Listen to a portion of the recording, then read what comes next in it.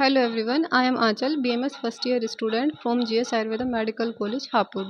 So today we will discuss about how to get admission in GS Ayurveda Medical College or any other BMS private medical college.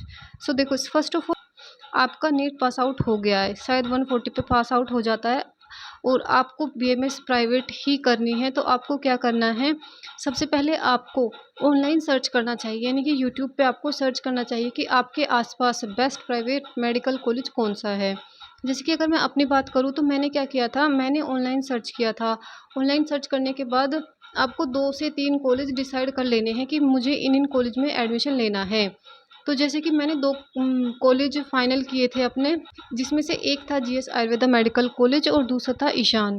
ठीक है, अब आपको क्या करना है, ये दोनों कॉलेज फाइनल होने के बाद हमने क्या किया था कि हम इन दोनों कॉलेज में ही विज़िट करने के लिए गए थे, ये देखने के लिए कि कैसा कॉलेज है, मतलब कि कैसा सब कुछ है, कितनी फ़ीस है। तो हमने सबसे पहले हम जीएस में गए, हमने जीएस की बिल्डिंग वगैरह देखी, यहाँ का माहौल देखा और फ़ी वगैरह सब कुछ पूछी। फिर उसके बाद हम ईशान में गए, तो इन दोनों में ही मुझे जीएस अच्छा लगा था, इसलिए मैंने डिसाइड किया था कि मैं जीएस आयुर्वेदा मेडिकल कॉलेज में ही एडमिशन लेने वाली हूँ।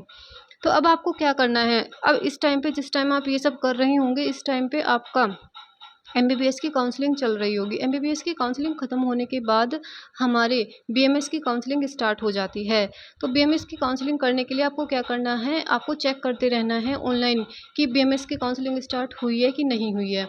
तो आपको क्या करना है, आपको पता लग जाता है कि काउंसलिंग स्टार्ट हो गई, तो सबसे पहले आपको उसमें रजिस्ट्रेशन करना है। रजिस्ट्रेशन में अपनी सारी इन्फॉर्मेशन फिलअप करने के बाद, और जब आप इन्फॉर्मेशन फिलअप कर रहे होंगे तो उसमें एक आईडी आपकी, या तो वो आधार कार्ड हो, पैन कार्ड हो, या फिर कोई भी आईडी ऐसी चाहिए होगी जिसमें आपका नंबर लिंक हो, जिसमें ओटीपी जा सके। जैसे कि मैंने अपना आधार कार्ड यूज़ किया था।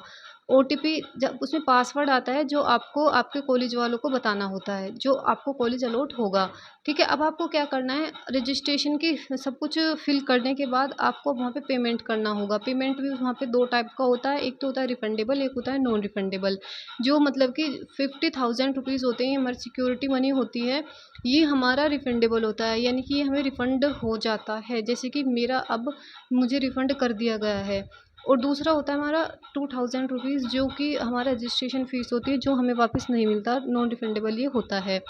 अब ठीक है, आपने रजिस्ट्रेशन में डिटेल्स भर दी हैं, पेमेंट भी कर दिया, अब आपको करनी है चॉइस फिलिंग। तो आप जो कॉलेज आपको सबसे फर्स्ट नंबर पे पसंद आया है, तो आपको सबसे पहले वो कॉलेज डालना है। उसके बाद आपको चॉइस के अकॉर्डिंग आपको कॉलेज फिल करते चले जाना है। ठीक है? अब आपको वो सबमिट कर देना है। ठीक है? क्या होगा, सीट अलॉटमेंट लेटर आएगा। ठीक है? वो सी आपको चेक करते रहना है ऑनलाइन, ईमेल पर अपनी चेक करते रहना है कि आपको सीट अलॉटमेंट लेटर आया है। तो आपको हो सकता है, अगर आपको उस कॉलेज को, जो आपको कॉलेज पसंद आया है, उस कॉलेज के जितने उसको मार्क्स चाहिए, अगर आपके इतने मार्क्स होंगे तो आपको वो कॉलेज मिल जाएगा, और नहीं होंगे तो आपको कोई अदर कॉलेज मिल जाएगा। ठीक है? जैसे कि अगर मैं जीएस आयुर्वेदा मेडिकल कॉलेज की बात करूँ, तो यहाँ पर अगर 200 से ऊपर अगर मार्क्स है, तो आपको यहाँ पे एडमिशन मिल जाएगा आसानी से। ठीक है? तो आपको क्या करना है कि अब आपका, मान लीजिए आपका अलॉटमेंट लेटर आ गया, और एक चीज़ और, जब आप अपना वहाँ पे फ़ीस सबमिट करेंगे, तो आपको वो फ़ीस सबमिट की स्लिप जो है वो डाउनलोड कर लेनी है, क्योंकि वो जब आप अपने कॉलेज में जाएँगे, या तब आपकी वहाँ पे वो यूज़ होगी। ठीक है? तो उसके बाद क्या करना है आपको, जब हमें मतलब कि हमें पता लग गया था, हमें ये कॉलेज अलॉट हो गया है, तो हमें कॉलेज वालों के ही थ्रू पता लगा था कि हमें अपना डॉक्यूमेंट्स वेरिफिकेशन के लिए नोडल सेंटर जाना है। ठीक है? तो नोडल सेंटर जाने के लिए हमें 3 डेट्स मिली थी। हमें जो डेट मिली थी वो 18, 19 और 20, ये 3 डेट्स मिली थी, जिसमें हमें हमारी जितनी हमारी नीट की रैंक है उस हिसाब से बुलाया था, यानी कि जिसकी इन 2 रैंक के बीच में, उसको 18 को, जैसे कि आपको दिख रहा होगा, ये हमें नोटिस आया था हमारे कॉलेज की तरफ से। ठीक है? जो हमें कॉलेज अलॉट हुआ था उसकी तरफ से। ठीक है?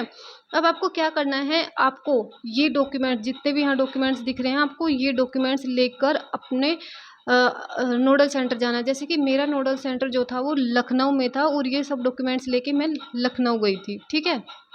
अब आपको वहाँ पे क्या करना है, आपको वहाँ पर जाके आपको टाइमिंग दी जाएगी पर्टिकुलर कि इस टाइम से इस टाइम तक आपका मतलब डॉक्यूमेंट वेरिफिकेशन होगा। तो आपका वहाँ पे जाके आपको एक फॉर्म मिलेगा, वो फॉर्म आपको फिल कर लेना है। जैसे कि यही इस टाइप का फॉर्म वहाँ पे मिलता है।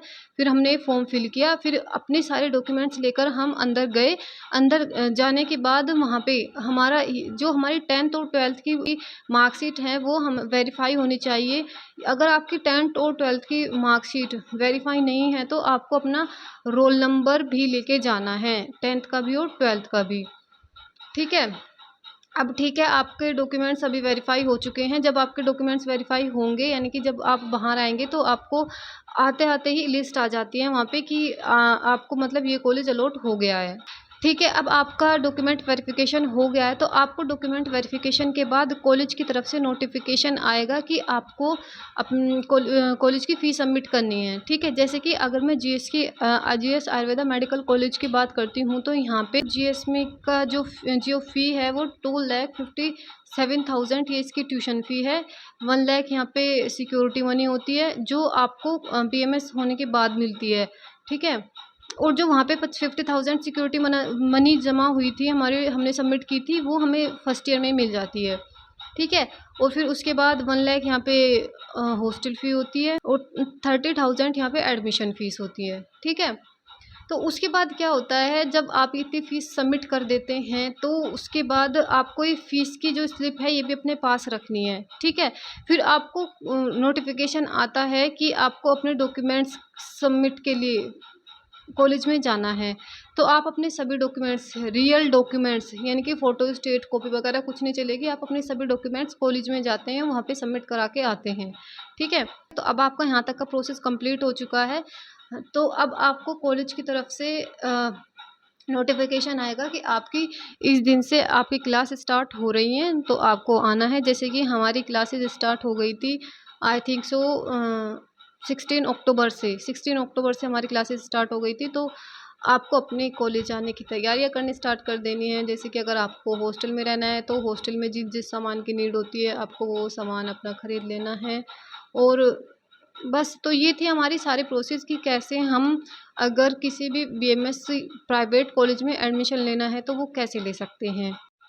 अगर आपको अभी भी कुछ डाउट रह गया है तो आप कमेंट कर सकते हैं, मैं उसका आपको रिप्लाई ज़रूर करूँगी। और अगर वीडियो पसंद आई हो तो लाइक शेयर एंड सब्सक्राइब ज़रूर कीजिएगा। Thank you.